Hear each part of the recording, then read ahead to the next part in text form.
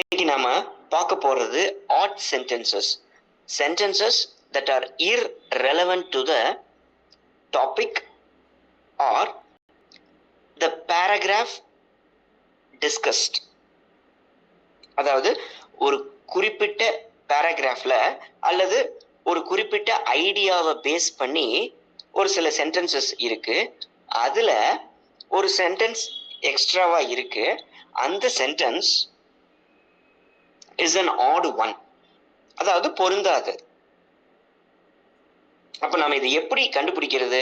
ஒரு common subject வேணும். அதாவது நம்ம பேசுற இதுல ஒரு பொதுவான ஒரு சப்ஜெக்ட் அது கோர்வையா வரணும். அந்த ஒரு சென்டென்ஸ் வந்து பாத்தீங்கன்னா அந்த சப்ஜெக்டுக்கும் அதுக்கும் ரொம்ப க்ளோஸ் கனெக்ஷன் இல்லாத மாதிரி இருக்கும். ஓவராலா இருக்கலாம், அதாவது இன் ஜென்ரலா இருக்கலாம், பட் பர்டிகுலரா அது இல்லாம இருக்கலாம். எப்பயுமே வந்து காம்படிட்டிவ் எக்ஸாம்ஸ்ல கொடுக்கக்கூடிய இந்த வகையான சென்டென்சஸ் எல்லாமே வந்து ஒரு ஜென்ரல் கனெக்ஷன் இருக்கும், ஆனா க்ளோஸ் கனெக்ஷன் இருக்காது. அப்ப நீங்க அந்த க்ளோஸ் கனெக்ஷனை தான் கண்டுபிடிக்கணும். எந்தெந்த sentences are closely connected particular to the context, whereas the one sentence that remain misfit, அதாவது அங்க பேசிட்டு இருக்கக்கூடிய அந்த ஐடியாவுக்கு that sentence does not fit into it அப்படின்னு நம்ம பார்க்கணும். சரியா? இதுல நம்ம வந்து சீக்வன்ஸ் பார்க்கிறோம், அதாவது கண்டினியூட்டி, ஒரு தொடர்ச்சி. அதைத்தான் வந்து நம்ம என்ன சொல்றோம் அப்படின்னா கொஹரன்ஸ் அப்படிங்கிறோம். சரியா? இப்போ இது எல்லாமே பேஸ் பண்ணி தான் ஒரு ஐடியா, அந்த ஐடியாவை எக்ஸ்பிரஸ் பண்ற சென்டென்சஸ் அதுக்குள்ள ஆட் ஒன். ரைட்? நம்ம டைரக்டா எக்ஸசைஸ் போயிடலாம். பாருங்க. First sentence, ants are highly social insects. ants பத்தி இது இருக்கு. அது ஒரு social insect. they work hard as a team. good communication skills lie at the heart of their success. அதாவது they work hard as a team. அவங்க வந்து they work hard, ஒரு டீமா ஒர்க் பண்றாங்க. good communication skills lie at the heart of their success. they rely heavily on chemical sense to defend territories and exchange complex information. பாருங்க, they rely heavily on chemical sense, அதாவது ரசாயனத்திலிருந்து வரக்கூடிய அந்த வாசனை. அதனாலதான் வந்து ஒரு பொருளை, சாப்பிடுற பொருளை ants ஈஸியா அட்டாக் பண்றாங்க. Right? many people eat ants. ரொம்ப ஈஸியான சென்டென்ஸ். அதாவது ants பத்தி பேசியிருக்காங்க, அவங்களுடைய சோஷியல் இன்செக்ட்ஸ், அவங்க அது டீமா ஒர்க் பண்றாங்க. தென் அவங்களுக்குள்ள வந்து ஒரு சென்ட்ரல் கம்யூனிகேஷன் சிஸ்டமே ஒர்க் பண்ணிட்டு இருக்கு. அவங்க வந்து எப்படி இதை பேஸ் பண்ணி, அதாவது அவங்களுடைய டெரிட்டரிஸை எப்படி பாதுகாத்துக்கிறாங்கிறத பத்தி சொல்லியிருக்காங்க. ஆனா கடைசியா இருக்கக்கூடிய அந்த சென்டென்ஸ் பாருங்க, many people eat ants. இது வந்து இங்க ஆன்ஸை பத்தி பேசிட்டு இருக்கிறதுக்கும் இதுக்கும் எந்த சம்பந்தமும் இல்லை. ஆனா it also speaks about ant. இப்போ ஆப்ஷன் இ, அதாவது ஈல இருக்கக்கூடியது அது எங்க ஆப்ஷன்ஸ்ல இருக்குன்னா சி. இது பாருங்க. இப்போ இந்த these sentences are grammatically correct. they express one idea, but the sentence that is misfit, அதுதான் கடைசி. பாருங்க second one. Epicurus was a Greek philosopher who was born in 341 BC. Epicurus பத்தி பேசுறாங்க. He founded a school of philosophy. Food lovers are often called Epicureans. Okay. Epicurus had a different view of sensual pleasures. அவர் வந்து நம்மளுக்கு இருக்கக்கூடிய அந்த emotions and sensual பிளஷர்ஸை பத்தின பார்வை அவருக்கு நிறைய, அதாவது டிஃப்ரெண்டா இருந்துச்சு. he was a fierce critic of religion. மதத்தை பற்றின ஒரு கிரிட்டிக், அதாவது இவர் வந்து மதத்தை வந்து ரொம்ப கடுமையா விமர்சனம் பண்றார். பாருங்க, உங்களுக்கே தெரிஞ்சிருக்கும் இதுல எந்த சென்டென்ஸ் ஆட் ஒன் அப்படின்னு சொல்லுங்க. ரொம்ப ஈஸி. அதாவது food lovers are often called epicureans. பாருங்க, எபிக்யூரஸ் வேற, எபிக்யூரியன்ஸ் வேற, அதனுடைய மீனிங்கே வேற. ஆனா அது அதே மாதிரி அர்த்தத்துல சினானிமஸா இருக்கிறனால நாம என்ன பண்றோம், இந்த சென்டென்ஸ இதுக்குள்ள வருது அப்படின்னு நாம நினைச்சுக்குவோம். But this is the odd one. Second ஒனுக்கு சி ஆட் ஒன், அது ஆப்ஷன்ல பார்த்தோம்னா ஏ. ரைட், அடுத்தது பார்க்கலாம். ஃபோர்த் ஒன் பார்க்கலாம். பாருங்க, as India looks to increase, see take third one as a homework. ரொம்ப ஈஸியா தான் இருக்கும். As India looks to increase the number of cities, our urban planning must factor in potential natural disasters and work out contingencies in advance. Authorities must revise data and upgrade infrastructure and mitigation plans, even if their local area has not been visited by natural calamity yet. சரியா? பாருங்க, extreme temperatures, அதாவது இது வந்து என்னன்னா urban planning. எதனால? அதாவது அந்த urban planning ஒரு நேச்சுரல் கெலாமிட்டி, ஒரு இயற்கை சீற்றம். அதாவது இப்பெல்லாம் வந்து பாத்தீங்கன்னா மழை வந்து ஒரு வாரத்துல பெய்ய வேண்டிய மழை ஒரே நாள்ல பெஞ்சிருது. That is called cloudburst, அல்லது ஒரு பெரிய புயல், ஸ்டார்ம் அப்படின்னு சொல்றோம். ரைட், இதைத்தான் அர்பன் பிளானிங்கோட கனெக்ட் பண்ணி பேசுறாங்க. எப்படி are we prepared are our cities are prepared to tackle these calamities. As India looks to increase the number of cities, our urban planning must factor in potential natural disasters and work out contingencies in advances. பாருங்க, contingencies அப்படின்னா என்ன அர்த்தம்? அவசர காலத்தில் தேவைப்படும் நிதி. அதாவது ஒரு இப்ப எல்லா கவர்மெண்ட்டுக்குமே என்னன்னா ஒரு கண்டிஜென்சி ஃபண்ட் அப்படின்னு ஒண்ணு வச்சிருப்பாங்க. அதாவது அது ஒரு அவசரமான ஒரு இக்கட்டான சூழ்நிலை, அப்போ அந்த இடத்துல கவர்மெண்ட் வந்து பணம் இல்லை அப்படின்னு நிக்க கூடாது, அந்த அவங்களுக்கு செய்யக்கூடிய உதவி நின்று போயிடக்கூடாது. அப்போ அதுக்குன்னு ஒரு ஃபண்டை எப்பயுமே ஒதுக்கி வச்சிருப்பாங்க. That is called contingency. சரியா? Right. As India looks to increase the number of cities, our urban planning must factor in potential natural disasters and work out contingencies in advance. Right. அப்போ அர்பன் பிளானிங்க்கு என்னன்னா number of cities increase ஆகுது. Urban planning must என்ன பண்ணணும்னா potential natural டிசாஸ்டர்ஸையும் கணக்குல எடுத்துக்கிட்டு அதுக்கு தகுந்த மாதிரி அவசர கால நிதி அதையும் ஒதுக்கி வச்சுக்கணும், அதையும் சேர்த்து பிளான் பண்ணணும். Authorities must revise data and upgrade infrastructure and mitigation plans. Mitigation அப்படின்னா என்ன? அதாவது ஒரு செயல் நடக்குதுன்னா அதுல ஏற்படக்கூடிய பக்க விளைவு, அதாவது மோசமான விளைவுகளை குறைக்கிறதுக்கு பேரு தான் மிட்டிகேஷன். நான் சொல்றது புரியுதா உங்களுக்கு? அதாவது மோசமான விளைவுகளை குறைத்தல், அதான் mitigate. Even if their local area has not been visited by a natural calamity yet. Okay. Extreme temperatures, droughts and forest fires have more than doubled since 1980. பாருங்க, extreme temperatures, high temperatures, droughts அப்படின்னா வறட்சி, forest fires, இது எல்லாமே 1980ல இருந்து அப்படியே அதிகமாயிருச்சு. There is no denying the fact that our baseline normal weather is changing. அதாவது நம்மளுடைய பேஸ்லைன் நார்மல் வெதர் அப்படிங்கிறது சேஞ்ச் ஆகுது. அதாவது நார்மலா இந்த காலத்துல இவ்வளவுதான் காத்தடிக்கும், ஆடி மாசத்துல இவ்வளவு ஸ்பீட்ல தான் காத்தடிக்கும், வெயில் நம்மளுக்கு இவ்வளவு டெம்பரேச்சர் தான் வரும் அப்படிங்கிற அந்த நார்மல்சி பேஸ் லைன் இருக்கு இல்லையா, அது இப்போ வேற லெவலுக்கு போயிருச்சு. It is no longer a question of whether we will be hit by nature's fury, but rather when. அதாவது இயற்கையினுடைய சீற்றத்துல இருந்து நாம வந்து இந்த கொஸ்டின் என்ன இருக்கு பாருங்களேன். அதாவது it is no longer a question of whether we will be hit by nature's fury. இயற்கை சீற்றத்தால நம்ம பாதிக்கப்படுவோமா அப்படிங்கறதெல்லாம் ஒரு கேள்வியே இல்லை இப்போ. ஆனா அது எப்போ வந்தாலும் நாம தயாரா இருக்கணும். பாருங்க, இது எல்லாமே நம்மளுக்கு வந்து என்ன, இந்த இது நம்மளுக்கு என்ன சொல்லுது, இயற்கை சீற்றத்தை பத்தி தான் தெளிவா எல்லாமே சொல்லுது. ஆனா ஒண்ணே ஒண்ணு மட்டும் பாருங்க, நம்மளுக்கு இங்க கொஞ்சம் ஆடா இருக்கு. எல்லாமே அர்பன் பிளானிங்க பத்தி பேசுது. சரியா?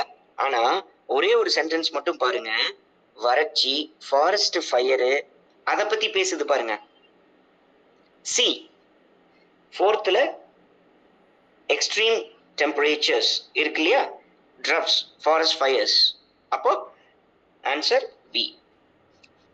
பாருங்க, நான் 5 சென்டென்ஸுமே நம்மளுக்கு ஒரு டெம்பரேச்சர், நேச்சுரல் பிளானிங், கெலாமிட்டி இத பத்தி தான் சொல்றாங்க. ஆனா ஒரு சென்டென்ஸ் மட்டும் தட் ரிமைன்ஸ் ஆட். எப்படின்னா, இது பாருங்க, இந்த இடத்துல தான் நான் உங்களுக்கு சொன்னேன், இன் காமன் இன் ஜெனரல் இந்த sentence is accepted or viewed as a sentence that speaks about temperature, extreme temperatures, but in particular this is the odd one. இப்படிதான் நீங்க கண்டுபிடிக்கணும். ரைட், அடுத்தது பாருங்க.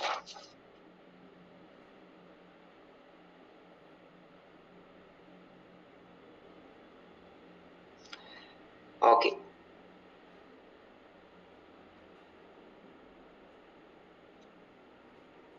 நாம என்ன பண்ணிடலாம்னா அடுத்தது 5th சென்டென்ஸ் போயிடலாம். அது கொஞ்சம் உங்களுக்கு ஒரு புரியாத மாதிரி இருக்கும், அதனால நாம அதை டீல் பண்ணலாம். ஈஸியா இருக்கிறது நீங்க ஹோம்ஒர்க்கா எடுத்துக்கங்க. பாருங்க, காக்னிட்டிவ் சயின்ஸ். காக்னிட்டிவ் அப்படின்னா என்ன? புரிந்து கொள்ளுதல். ஒன்றை ஆராய்ந்து அதை பற்றிய புரிதல் இருத்தல், அதான் cognitive science. tells us that students need to develop these different ways of thinking by means of extended focused mental effort. அதாவது இந்த காக்னிட்டிவ் சயின்ஸ் அப்படிங்கிறது என்னன்னா, ஒரு விஷயத்துல கவனம் செலுத்தி அதை அலசி ஆராய்ந்து பார்க்கிறது. No matter what happens in the relatively brief period students spend in the classroom, there is not enough time to develop the long-term memory structures required for subject mastery. பாருங்க, என்னன்னா long term memory structures required for subject mastery அப்படிங்கிறாங்க. ஒன்று, second sentence. Okay, a traditional science instructor concentrates on teaching factual knowledge with the implicit assumption that expert like ways of thinking about the subjects are already present. Experts like ways of thinking are already present. அதாவது நாம ஒரு expert like ways of thinking மாதிரி இருந்துகிட்டு இருக்கோம். சரி, அதாவது factual நாலேஜை teachers teach பண்றாங்க. ஒரு சயின்ஸ் டீச்சர், ஒரு traditional science teacher with implicit assumption. Implicit உள்ளார்ந்த அர்த்தம் என்ன? Expert like ways of thinking about the subject are already present. அவங்களுக்குள்ள என்னன்னா, ஒரு எக்ஸ்பர்ட் லைக் இது ஆல்ரெடி அவங்களுடைய லெக்சர்ல ப்ரெசென்ட் ஆயிருக்கு, அந்த நாலேஜ் சிஸ்டத்துல இருக்கு அப்படிங்கிற மாதிரியான ஒரு thinking. To ensure that the necessary extended effort is made, teachers need to engage students in thinking deeply about the subject at an appropriate level, monitor their thinking and guide it to be more expert like. பாருங்க, expert like thinking எப்படி சொல்றாங்க? ஒரு advanced level திங்கிங்கையும் expert level thinking மாதிரி இருக்கணுங்கிறாங்க. Teachers இதுக்கு help பண்ணுமாமா, அதான் அந்த சென்டென்ஸ் சொல்றது. ஓகே, டியும் அதே மாதிரி இருக்கு, சியும் எக்ஸ்பர்ட் லைக் திங்கிங் மாதிரி தான் சொல்றாங்க, அதையும் சொல்லிட்டாங்க. அடுத்தது ஏ பாருங்க, காக்னிட்டிவ் மென்டாலிட்டி, அதாவது காக்னிட்டிவ் சயின்ஸ், எப்படி நாம ஒரு விஷயத்த புரிஞ்சுக்கிறோம் அப்படிங்கிறது. ஓகே, அதுவும் அதான், நம்ம ஒரு விஷயத்தை எப்படி புரிஞ்சுக்கிறோம், அதை எப்படி நாம எக்ஸ்பர்ட் லைக் திங்க் பண்ணணும். அப்ப ஏவும் பாத்தீங்கன்னா ஒரு ஃபோக்கஸ்டு வே ஆஃப் திங்கிங்கை பத்தி பேசுது, சியும் எக்ஸ்பர்ட் லைக் பத்தி பேசுது, டியும் எக்ஸ்பர்ட் லைக் பத்தி பேசுது. ஆனா பி பாருங்க,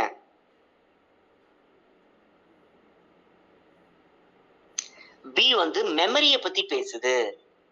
புரியுது அவங்களுக்கு? மற்ற 3 சென்டென்ஸும் அண்டர்ஸ்டாண்டிங் அண்ட் திங்கிங்கை பத்தி பேசுது, ஆனா பி மட்டும் மெமரிய பத்தி பேசுது.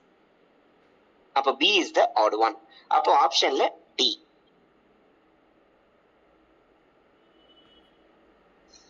Right.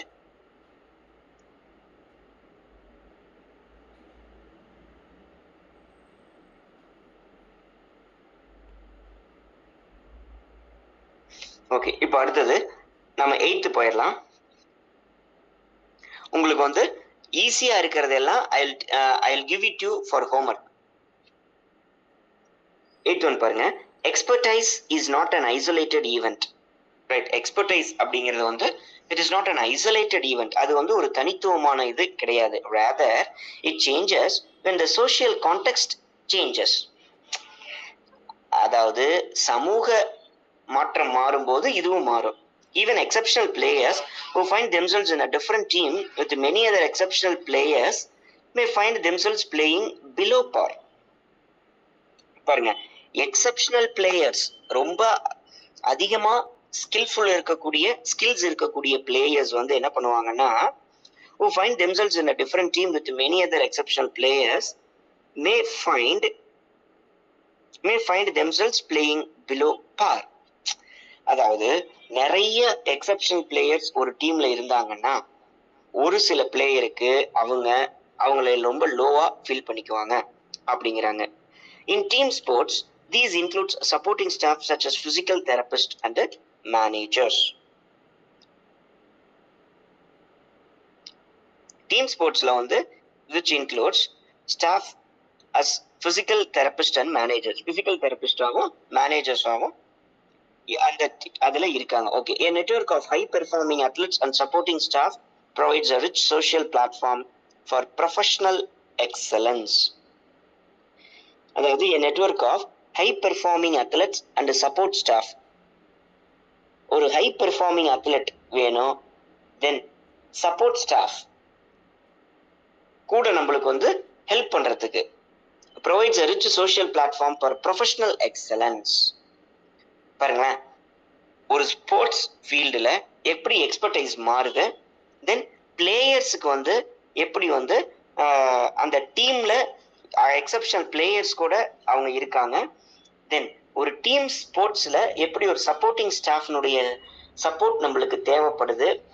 அடுத்தது நம்மளுடைய ஹை பெர்ஃபார்மிங் அத்லெட்ஸ் அண்ட் அந்த சப்போர்ட் ஸ்டாஃப் எப்படி ஒரு ரிச் சோஷியல் பிளாட்ஃபார்மா உருவாக்குறாங்க ஃபார் ப்ரொஃபஷனல் எக்ஸலன்ஸ் அப்படிங்கிறது இங்க கொடுத்துருக்காங்க.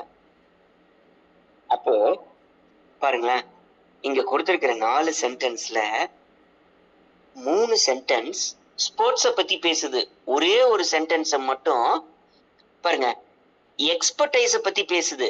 பாருங்க, பி சென்டென்ஸ் வந்து பிளேயர்ஸ், அதுவும் ஸ்போர்ட்ஸ் பத்தி தான் பேசுது. சி ஸ்போர்ட்ஸ் அண்ட் பிளேயர்ஸ், சியும் ஸ்போர்ட்ஸ் அண்ட் பிளேயர்ஸை பத்தி பேசுது.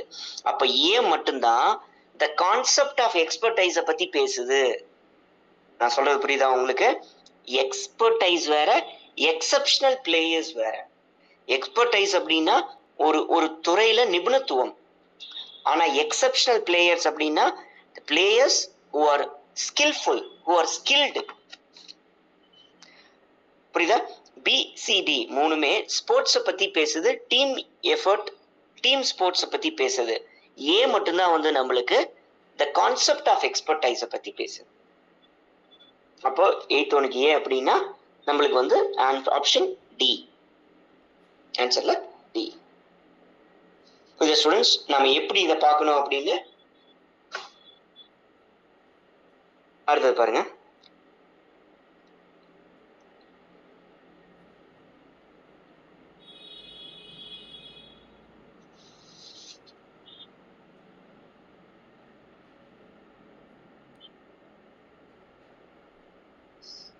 நாம 10th ஒன் போயிடலாம்.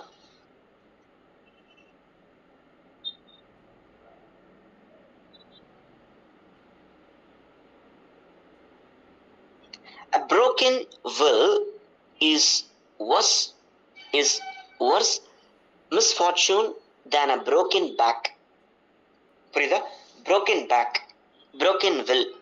Okay, it is only a strong, unbroken, persistent will that is adequate to achieve self-mastery and mastery of the difficult of life. In the latter case, the man is physically crippled In the former, he is morally crippled. இந்த latter கேஸ்ல வந்து என்னன்னா, the man is physically crippled. என்ன, அதாவது அவன் வந்து உடல் ரீதியா crippled அப்படின்னா என்ன, எந்த விஷயத்தையும் செய்யாம நொறுங்கி போயிருக்கிறது, அதான் crippled. In the former cases, he is morally crippled.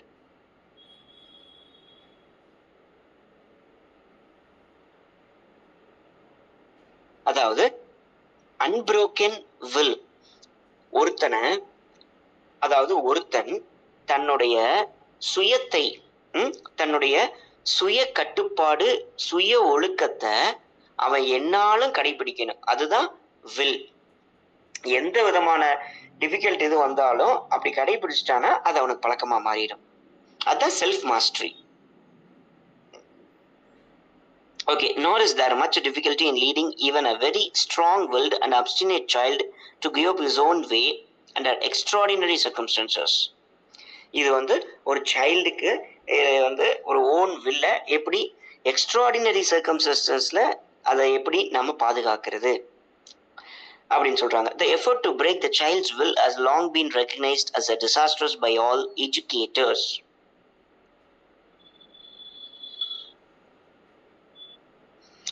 புரியுதா உங்களுக்கு?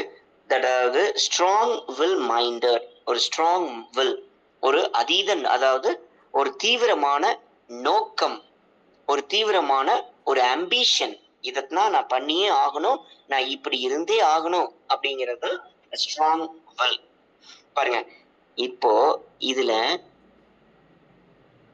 பி அந்த ஸ்ட்ராங் வில்ல பத்தி பேசுது, சரியா? அதே மாதிரி டி ஸ்ட்ராங் வில்ல பத்தி பேசுது, அதே மாதிரி ஈயும் வந்து அந்த ஸ்ட்ராங் வில்ல பத்தி பேசுது.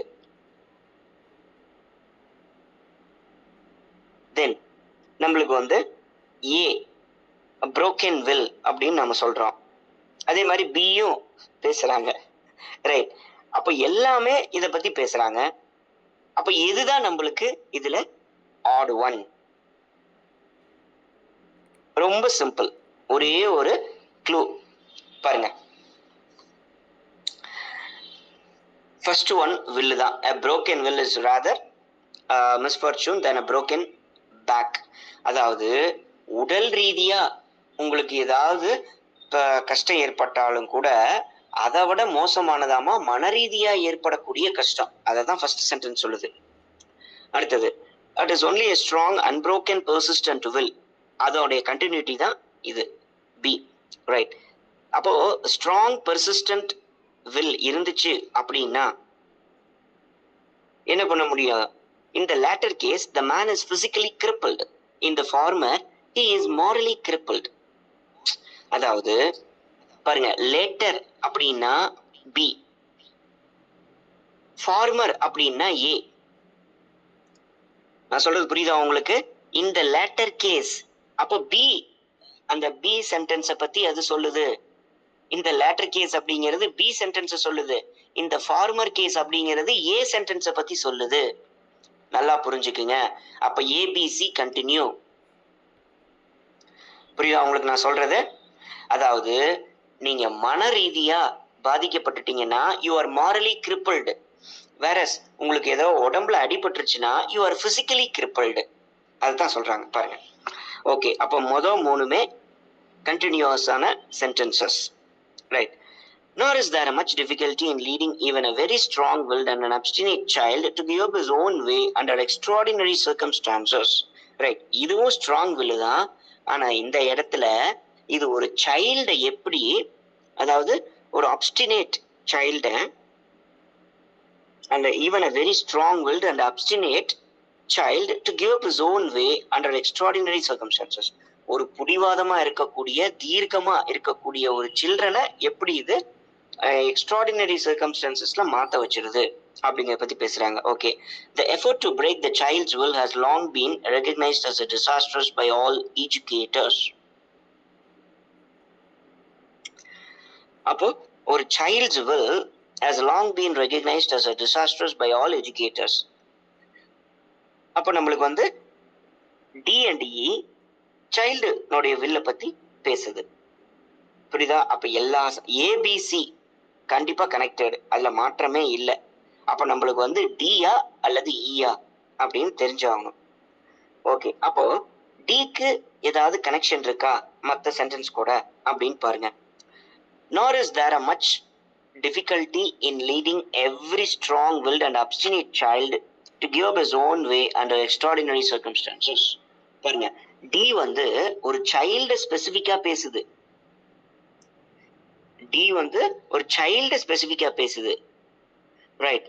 ஆனா இந்த கான்டெக்ட்ல வந்து பொதுவா வில்ல பத்தி தான் பேசிட்டு இருக்கிறோம், right? The effort to break the child's will has long been recognized as disastrous by all educators. அப்போ நம்மளுக்கு ஏ பி சி தெளிவா இருக்கு, அதுல எந்த தப்புமே இல்லை, எல்லாமே within the context. Then D அல்லது இ, இதுல எது தப்பா இருக்குன்னா டி. அதாவது தப்புன்னா என்ன அர்த்தம்னா இட் இஸ் ஸ்லைட்லி இர்ரெலவென்ட். ஆனா இ வந்து மறுபடியும் சைல்ட பத்தி தான் பேசுது. அப்போ ஏபிசி காமனா பேசிட்டு இ வந்து ஒரு இன் பர்டிகுலரா சைல்ட பத்தி சொல்றாங்க. ஆனா டி வந்து பாருங்க, nor is there a much difficulty in leading even a very strong-willed and obstinate child to give up his own way under extraordinary circumstances. இந்த சென்டென்ஸ் டீல பாருங்க, இது வந்து நம்மளுக்கு என்ன ஆப்போசிட் மீனிங்கை தருது. அதுதான் இங்க பிரச்சனை. nor is there a much difficulty in leading, பாருங்க, அப்ப இது ஆப்போசிட் மீனிங்கை தருது, அதனாலதான் இட் இஸ் ஆட் ஒன். புரிஞ்சுதா? எப்படி ரொம்ப இன்டைரக்டா இருக்கு.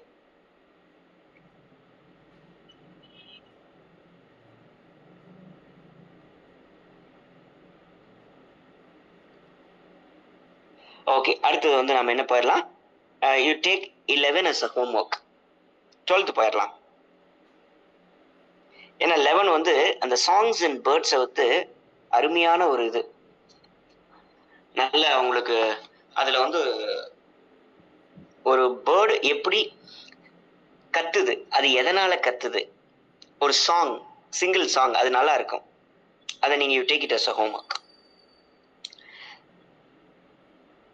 அடுத்தது பாருங்க, 12th one. It is therefore not unreasonable. அப்படின்னா என்ன அர்த்தம்? ரீசனபிள் அப்படின்னு அர்த்தம். Double negatives make positive. நீங்க இந்த இடத்துல பார்த்து குழம்பிடக்கூடாது. நாட் அன்ரீசனபிள் அப்படின்னா இட் இஸ் ரீசனபிள் அப்படின்னு அர்த்தம். Okay, it is therefore reasonable to suppose that some portion of the neglect of science in England may be attributed to the system of education we pursue. May be attributed to the system of education we pursue.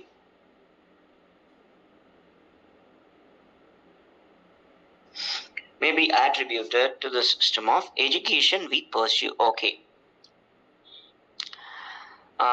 The progress of society has rendered knowledge far more various in its kinds than it used to be.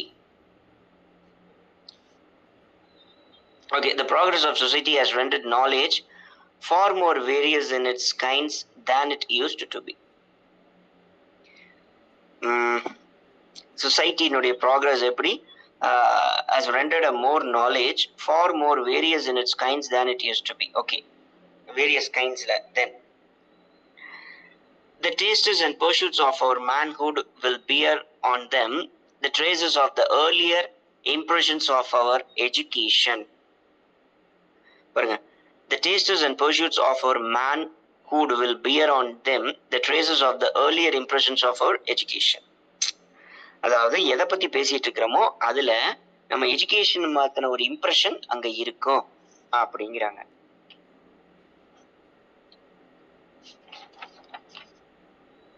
Right.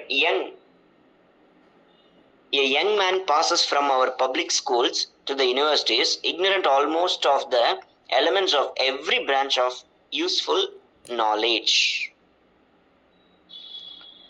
Right. எப்படி பாருங்க, ஒரு ஒரு type of idea அது ரொம்ப அப்டிராக்டா இருக்கு. புரியுதா உங்களுக்கு? ரொம்ப ஒரு ட்ரையான ஒரு டாபிக் மாதிரி நம்மளுக்கு தெரியுது.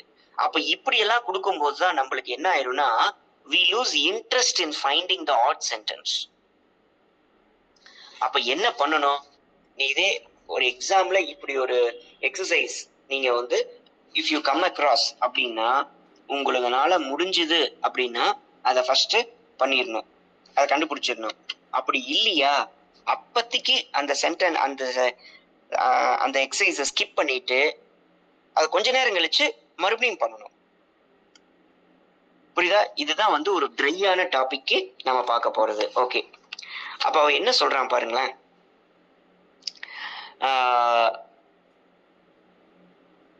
எஜுகேஷனை பத்தி, தென் அதனுடைய பப்ளிக் அண்ட் சொசைட்டில அது எந்த அளவுக்கு ஒரு இஃபெக்ட் இருக்கு அப்படிங்கிறத பத்தி சொல்றாங்க. சொசைட்டி எதனால இப்படி அதனுடைய வளர்ச்சி எப்படி இருக்கு அப்படிங்கிற மாதிரி சொல்லியிருக்காங்க. The progress of society has rendered knowledge far more various in its kinds than it used to be. Okay, society வந்து ரெண்டரிங் ஆஃப் நாலேஜ் சொல்றாங்க. தென் அடுத்தது வந்து இது வந்து ஏர்லி இம்ப்ரெஷன்ஸ் ஆஃப் எஜுகேஷன். அப்ப பிஏ இருக்கு, சிஏ இருக்கு. தென் young man passes from our public schools to the universities ignorant almost of the elements of every branch of useful knowledge. Right, இதுவும் வந்துருச்சு. அப்ப நம்மளுக்கு வந்து ஏதான் இந்த இடத்துல ஸ்லைட்டா எப்படி இருக்குன்னா கொஞ்சம் சேராத மாதிரி தெரியுது. ஏன்னா பிசிடி மூணுமே ஒரே நேர்கோட்டில் வந்துருச்சு. They are coherent. It is therefore reasonable to suppose that some portion of the neglect of science in England may be attributed to the system of education we pursue. பாருங்க, இந்த மூணு என்ன பத்தி பேசுது, அந்த ஏ சென்டென்ஸ் என்ன பத்தி பேசுது பாருங்க.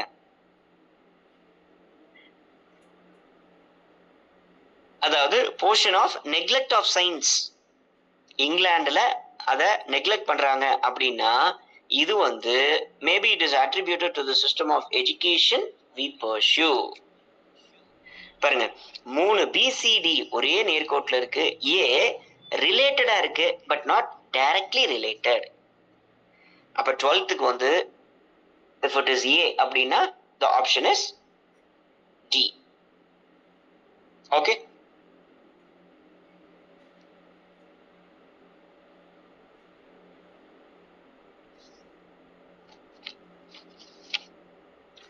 okay, then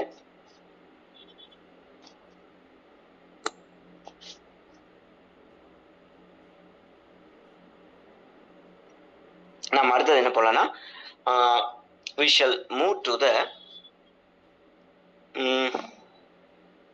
14th one. You take 13th one as a homework. India should use the interdependency and pressure compromise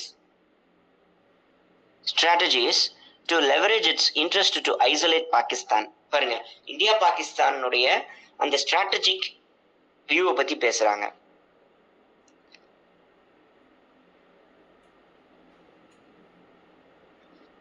அப்போ India has to fix it's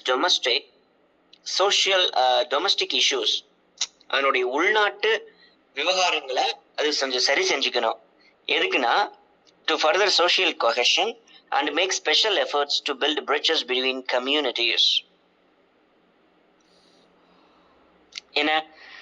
And make special efforts, or special efforts வேணும் to build bridges between communities.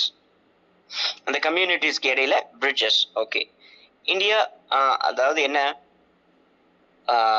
இந்த இடத்துல என்ன சொல்றாங்கன்னா சொசைட்டில இருக்கக்கூடிய பாகுபாடுகளை கலைந்து ஒன்றாக்கணும். அதுதான் build bridges between communities. India needs to move on the international system. Okay, in some ways it has, but in other ways it is moving backwards. Its foreign policy is only an extension of its domestic policy. Okay, some waysல வந்து பாத்தீங்கன்னா India move ஆயிட்டு இருக்கு, ஆனா foreign பாலிசியில அப்படி இல்லை. This will give an edge in the international system. This will give an edge in the international system. பாருங்களேன், ரொம்ப ஈஸியா இருக்கு. நம்மளுக்கு வந்து பாத்தீங்கன்னா ரொம்ப ரொம்ப ரொம்ப ஈஸியா இருக்கு. என்ன இந்தியா அதாவது அதனுடைய ஸ்ட்ராட்டஜி ஃபர்ஸ்ட் வந்து பாருங்களேன், இன்டர்டிபெண்டன்சி and pressure compromise strategies to leverage its interest to isolate Pakistan. Okay. India has to fix its. பாருங்க, இது இன்டர்நேஷனல், அதாவது இன்டர்னல் அண்ட் எக்ஸ்டர்னல் அஃபேர்ஸ். எப்படி எக்ஸ்டர்னல் அஃபேர்ஸ் இன்டர்னல் அஃபேர்ஸை பாதிக்குது அப்படிங்கிறத பத்தி சொல்றாங்க. Okay, A correct. B, India has to fix its domestic issues to further social. முதல்ல உன் வீட்டு பிரச்சனையை சரி பண்ணு, அதுக்கப்புறம் நீ ஊர் பிரச்சனையும் நாட்டு பிரச்சனையும் சரி பண்ணலாம் அப்படிம்பாங்க. பாத்தீங்களா, அதுதான் இங்க. ஓகே, அப்ப ஏ கரெக்ட், பி கரெக்ட், கரண்டா இருக்கு. India needs to move on the international system. Correct. In some ways, domestic or the international. In some way it is, but in other ways it is moving backwards. ஒரு சில இடத்துல it is going international, but in other sectors or in other matters it is going backwards. அப்படிங்கிறாங்க. Okay, this will give it an edge in the international system. பாருங்க, international சிஸ்டத்தை பத்தி பெருசா எதுவுமே அங்க பேசல. இந்தியா அதனுடைய இன்டர்னல் அஃபேர்ஸ், அதுக்கு எக்ஸ்டர்னல் அஃபேர்ஸ் கூட பழக்க வச்சுக்கும் போது இது எப்படி தன்னை ஸ்ட்ராங்கா காட்டிக்குது, இன்ஃப்ராஸ்ட்ரக்சர்ல எப்படி பில்ட் பண்ணிருக்காங்க, இதெல்லாம் பண்றாங்க. அப்போ நம்மளுக்கு 14th இ பாருங்க, this will give it an edge in the international system. எது அவங்களுக்கு எட்ஜ் கொடுக்கும் இன்டர்நேஷனல் சிஸ்டத்துல? எதுவுமே இல்லை. அப்போ E is the odd one. நம்மளுக்கு A first option.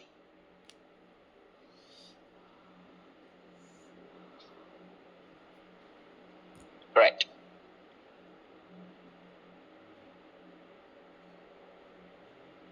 Friends, just a minute. Let me have some water. 16th one. உங்களுக்கு 15th ஒன்று டிமானிட்டைசேஷன் அண்ட் கேஷ் பத்தி பேசும். அது you take it as a homework.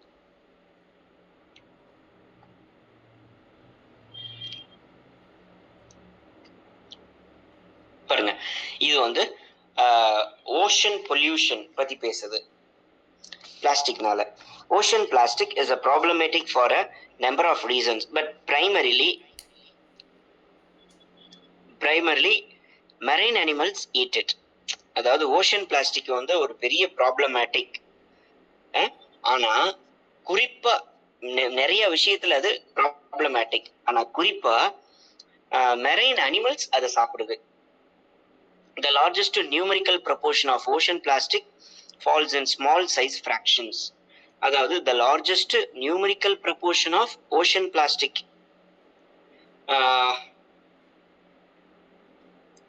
the largest numerical proportion of ocean plastic falls in small size fractions.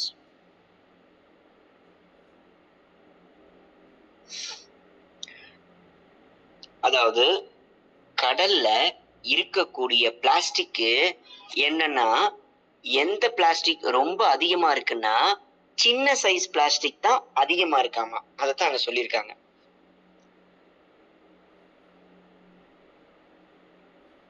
புரியுதா உங்களுக்கு? கடல்ல ரொம்ப அதிகமா இருக்கக்கூடிய பிளாஸ்டிக் எதுன்னா ஸ்மால் ஸ்ட்ரக்சர்டு பிளாஸ்டிக், சிம்பிளா சொல்லணும்னா. Okay, aside from clogging up the digestive tracts of the marine life, plastic also tends to absorb pollutants from the water column. இந்த பிளாஸ்டிக்ஸ் மெரைன் அனிமல்ஸ்னுடைய வயிற்றுல போய் தங்குறதும் இல்லாம அது வாட்டர்ல இருக்கக்கூடிய பொல்யூஷன்ஸையும் அதை absorb பண்ணிக்குது. Plastic in the oceans is arguably one of the most important and pervasive environmental problems today. Right. ஓஷன்ல இப்ப plastic இருக்கிறது பாத்தீங்கன்னா இப்போ இது ஒரு மிகப்பெரிய அளவுல பரவலாக ஆக்கப்பட்ட ஊடுருவப்பட்ட ஒரு என்விரான்மெண்டல் ப்ராப்ளம். அதுதான் it is pervasive, which is everywhere and it is moving everywhere. Eating plastic has a number of negative consequences, such as the retention of plastic particles in the gut for a longer periods than normal food particles. Okay, marine plastic பத்தி ஓஷன்ல இருக்கக்கூடியது. The largest numerals A correct, B correct வந்துருச்சு, சியும் வந்துருச்சு. D, plastic in oceans arguably one of the most important. Okay, A B C D இந்த நாலுமே நம்மளுக்கு தெளிவா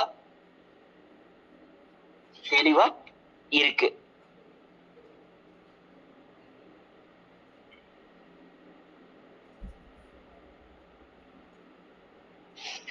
ஓகே, அதே மாதிரி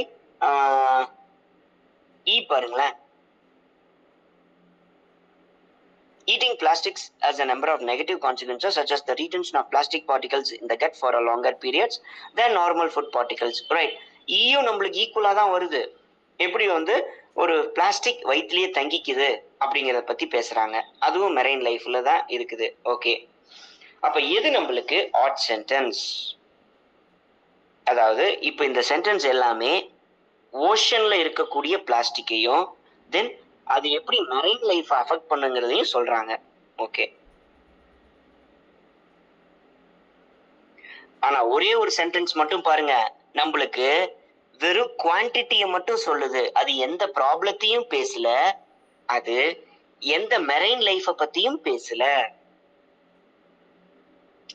புரியுதா உங்களுக்கு சொல்றது?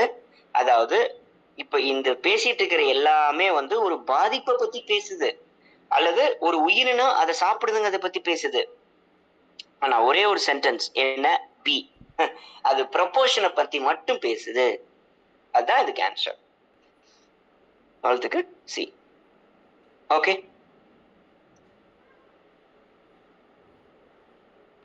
அடுத்தது 17 பாருங்க. For feminists, the question of how we read is inextricably linked with the question of what we read. அதாவது ஃபெமினிஸ்ட் அப்படின்னா யாரு? பெண்ணியவாதிகள். பெண் உரிமை ஓங்க வேண்டும், பெண்களுக்கு சம உரிமை வேண்டும். ஃபெமினிஸ்ட் இந்த இந்த கொள்கையை ஃபாலோ பண்றவங்க தான் ஃபெமினிஸ்ட். இந்த கொள்கைக்கு பேரு தான் ஃபெமினிசம். புரிஞ்சுதா? For feminists, the question of how we read is inextricably linked with what we read. அதாவது ஃபெமினிஸ்ட பொறுத்த வரைக்கும் நாம ஒரு விஷயத்த எப்படி பார்க்கிறோம் அப்படிங்கிறதுக்கு பதிலா அதுல என்ன பார்க்கிறோம் அப்படிங்கிறதும் முக்கியமாமா, அதுக்குள்ள அடங்கி இருக்குமாமா. புரியுதா உங்களுக்கு? இது இன்னும் 2 சென்டென்ஸ் படிச்சாதான் இதுக்கான உள்ளார்ந்த அர்த்தம் உங்களுக்கு புரியும். பாருங்க, எலைன் ஷோவால்டர்ஸ் கிரிட்டிக். பாருங்க, எலைன் ஷோவால்டர்ங்கிறவங்க ஒரு ஃபெமினிஸ்ட் கிரிட்டிக். அதனாலதான் அவங்கள பத்தி இங்க கொடுத்திருக்கிறாங்க. Elaine Showalter's critic of the literary curriculum is exemplary of this work. பாருங்க, எலைன் ஷோவால்டருடைய ஒரு ஒர்க்கு மிகப்பெரிய ஒரு, அதாவது என்ன சொல்றது, ஃபெமினிசத்துல ஒரு நல்ல பேசப்படக்கூடிய ஒரு ஃபேமஸான ஒரு work. Right. Androcentric literature structures the reading experience differently depending on the gender of the reader. பாருங்க, ஆண்ட்ரோசென்ட்ரிக், ஆண்களை மையமாக வைத்து, அதான் ஆண்ட்ரோசென்ட்ரிக். அதுவே கைனோசென்ட்ரிக் அப்படின்னா என்ன, பெண்களை மையமாக வைத்து. இந்த வார்த்தையை எங்க கேள்விப்பட்டிருக்கீங்க? கைனகாலஜிஸ்ட், பெண் சிறப்பு மருத்துவர், பெண் மகப்பேறு மருத்துவர், கேள்விப்பட்டிருக்கீங்களா? கைனகாலஜிஸ்ட், அந்த வார்த்தை கைனோ அப்படின்னாலே பெண் அப்படின்னு அர்த்தம். அதனாலதான் அதுக்கு ஆப்போசிட் ஆண்ட்ரோ, ஆண். The documentation of this realization was one of the earliest tasks undertaken by feminist critics. Okay. More specifically, the feminist inquiry into the activity of reading begins with this realization that literary canon is androcentric and that this has a profoundly damaging effect on women readers. Literature எல்லாமே ஆண்களை மட்டும்தான் ஹீரோவா காட்டுது, பெண்களை அது காட்டவே இல்லை. அப்படின்னா இது படிக்கும் வாசகர்களுக்கு, அதுவும் எஸ்பெஷலி ஒரு உமன் ஒரு பெண் வாசகர்களுக்கு இது மிகப்பெரிய மனதளவில் ஒரு பாதிப்பையும் தன்னம்பிக்கை இழப்பையும் ஏற்படுத்தும். அதுதான் கடைசி சென்டென்ஸ். புரியுதா உங்களுக்கு? ஆண்ட்ரோசென்ட்ரிக், கைனோசென்ட்ரிக் எப்படி பிரிச்சு பார்க்கணும்னு உங்களுக்கு தெரியணும். அப்போ நம்மளுக்கு இ கரெக்டா இருக்கு, ஏ பி இது எல்லாமே நம்மளுக்கு கரெக்டா இருக்கு. பாருங்க, ஏ ஃபெமினிஸ்ட் பத்தி பேசுது, பி எலைன் ஷோவால்டர்னுடைய work, C androcentric literature. Correct.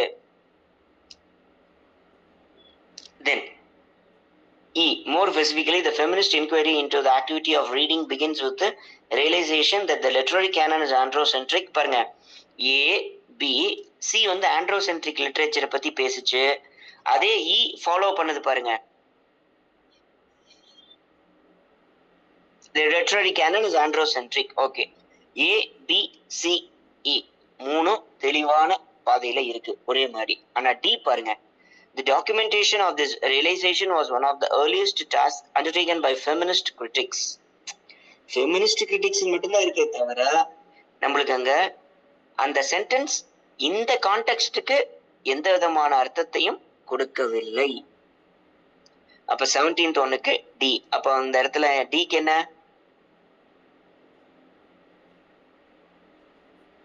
D எங்க இருக்கு?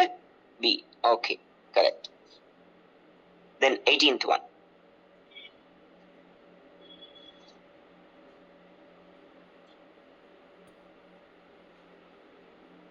பாருங்க, machine learning models are prone to learning human-like biases from the training data that feeds these algorithms.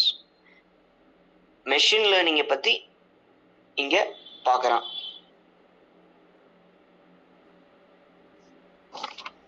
Machine learning models are prone to learning human-like biases are prone to learning human-like biases.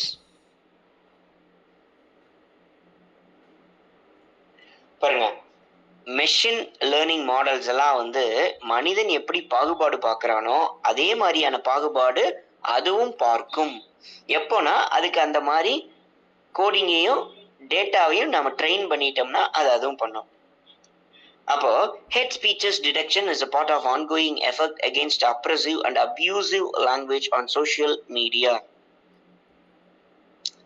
hate speech, வெறுப்புணர்ச்சி பேச்சு, வெறுப்பு பேச்சு, அதுதான் hate speech.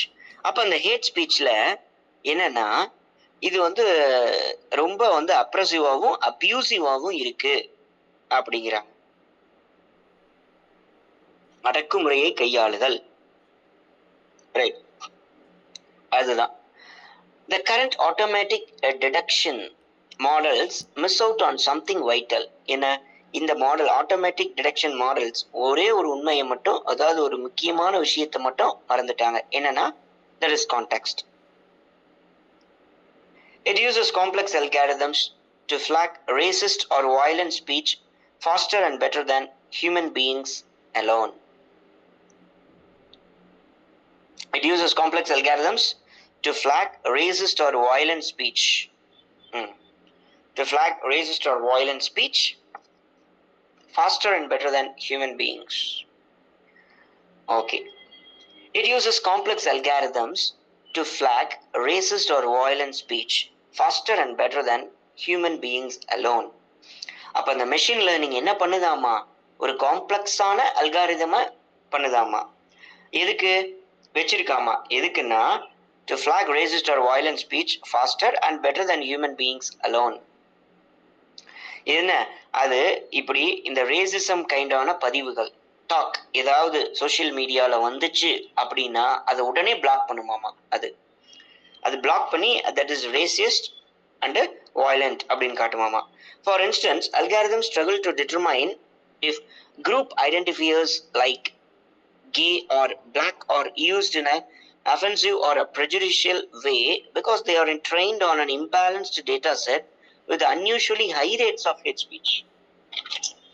அப்போ ஒரு K, ஒரு black அல்லது ஒரு lesbian, ஒரு பைசெக்சுவல் இந்த மாதிரி எல்லாம் இருந்தாங்கன்னா அவங்க மேல நாம எந்த விதமான அஃபென்சிவோ அல்லது ப்ரிஜுடைஸோ இருக்கக்கூடாது.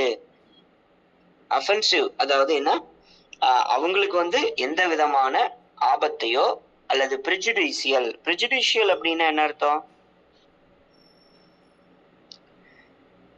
அதாவது தீர விசாரிக்காமல் தாங்களாகவே ஒரு முடிவுக்கு வருவது, அதுவும் தவறான முடிவுக்கு. அதுதான் வந்து நம்மளுக்கு இங்க என்ன ஆகும்? பாருங்க, complex algorithms, okay, offensive or prejudicial, தீர விசாரிக்காமல் தாங்களாகவே ஒரு முடிவுக்கு வந்து வருது, அதுதான் ப்ரிஜுடைசியல் வேஸ். புரியுதா? ரைட். இப்போ 18ல பாருங்களேன், மெஷின் லேர்னிங்க பத்தி பேசுறாங்க. First one correct. அடுத்தது இது எதுக்கு பயன்படுத்துறாங்கன்னா, hate speech detection is a part of ongoing, right correct. the current automatic detection models miss out on something vital. என்ன context? Okay, A B B C correct. It uses complex algorithms to flag racist or violent speech faster and better than human beings alone. Okay, B C D correct. For instance, algorithms struggle to determine the group identifiers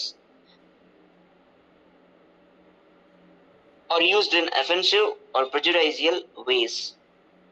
பாருங்க, நம்மளுக்கு இது அத்தனையுமே கரெக்டா இருக்கிற மாதிரி தோணுது, ஆனா ஒண்ணு it is not correct.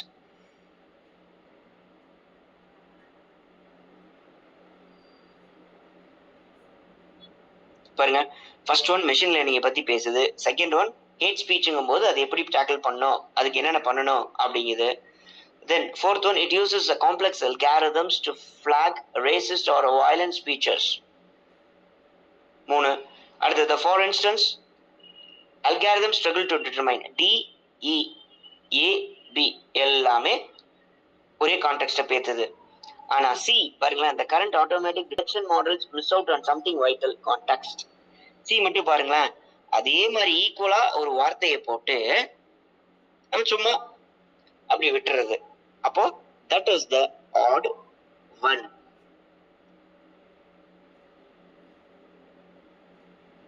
Okay students, உங்களுக்கு இப்ப நான் நடத்தினதுல ஏதாவது டவுட் இருந்தா நீங்க கேட்கலாம். எப்படி நீங்க இதை கண்டுபிடிக்கலாம், அதாவது இதுக்கு வேற ஏதாவது வழி இருக்கா, அல்லது எனக்கு இப்படியே ஈஸியா இருக்கு, நீங்க ஏதாவது ஒரு வழியில உங்களுடைய அந்த பிராக்டிஸ கரெக்டா அந்த ட்ரெண்டுக்கு தகுந்த மாதிரி நாம மாத்திக்கிட்டே இருக்கணும். புரியுதா உங்களுக்கு? எப்படி உங்களுடைய இந்த சென்டென்சஸ் கண்டுபிடிக்கிறோம், நீங்க எப்படி இதை பிராக்டிஸ் பண்ணணும், அதுதான் நம்ம இன்னைக்கு இந்த கிளாஸ்ல பார்த்தோம். ரைட். உங்களுக்கு இதுல ஏதாவது டவுட் இருந்தா நீங்க தாராளமா கேட்கலாம். If you have any.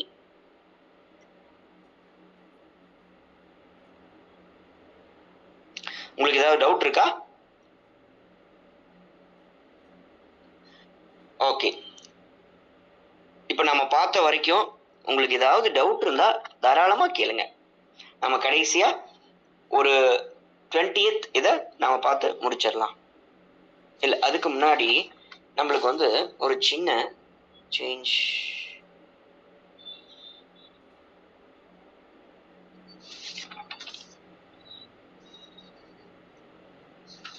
Okay, ஏன்னா ஒரு கடைசி 2 மட்டும் பாத்தீங்கன்னா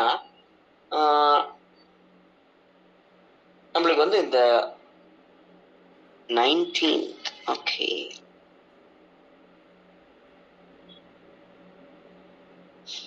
ஆர்டர் அரேஞ்ச்மெண்ட் வேற எதுவும் இல்லை, சென்டென்ஸ் வந்து நம்ம ஆர்டரா அரேஞ்ச் பண்றோம், அதுதான் இங்க கொடுத்துருக்காங்க.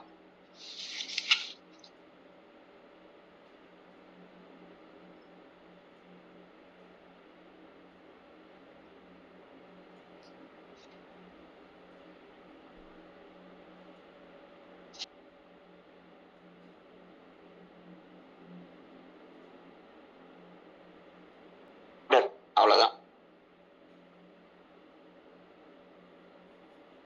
சரி, 20th ஒன் போயிருங்க.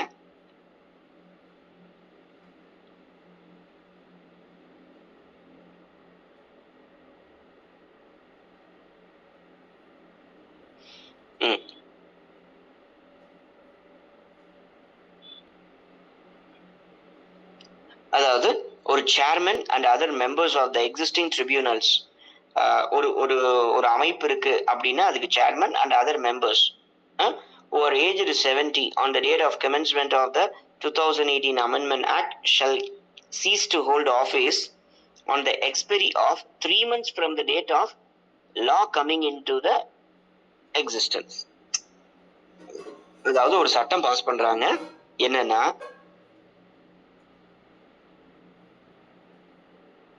70 வயசு ஒருத்தருக்கு ஆயிடுச்சுன்னா அவர் சேர்மனாவோ அல்லது அதர் மெம்பர்ஸ் ஆஃப் த ட்ரிபியூனல்ஸாவோ அவர் இருக்கக்கூடாது அப்படிங்கிறது தான் இந்த ஆக்ட். அடுத்தது, with water becoming scarce, the center has proposed the Interstate River Water Disputes Bill 2017 for early and amicable resolutions of disputes. The bill proposes that the center notify an interstate river water dispute tribunal with multiple benches. Okay. அடுத்தது பாருங்க, Kaveri is considered to be as a sacred river as Ganga throughout its course, with some power to wash off all one's sin. அது ஒரு பாவம் கழிக்கக்கூடிய ஒரு நீரா இருக்குது, கங்கைக்கு நிகரா south இந்தியாவில் இருக்கு அப்படிங்கிற மாதிரி சொல்லியிருக்காங்க. Okay. Disputes already settled by an existing tribunal prior to the date of commencement of 2017 Amendment Act shall not be reopened. Okay.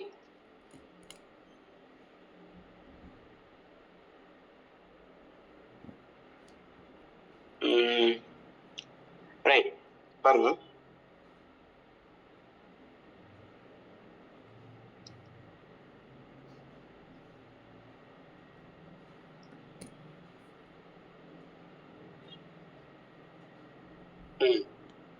நம்மளுக்கு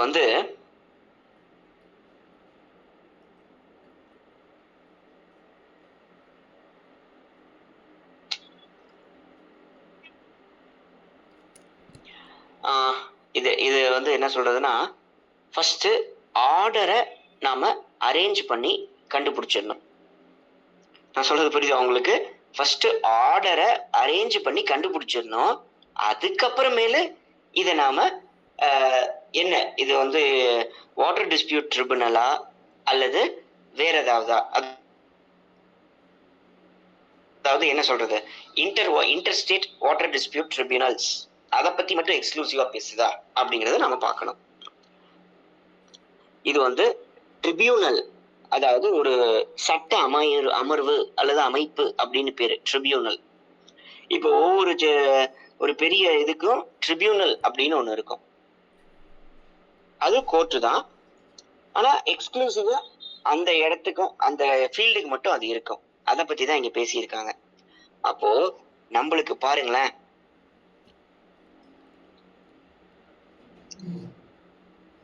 ஏ இதை பத்தி தான் பேசுது, பியும் ரிவர் வாட்டர் டிஸ்பியூட்ஸை பத்தி தான் பேசுது. சி பாருங்களேன், கங்காவுல குளிச்சா எப்படி நம்மளுடைய பாவம் போகும் அப்படிங்க. ஏ இருக்கு, பி இருக்கு, சி இருக்கு. ஓகே.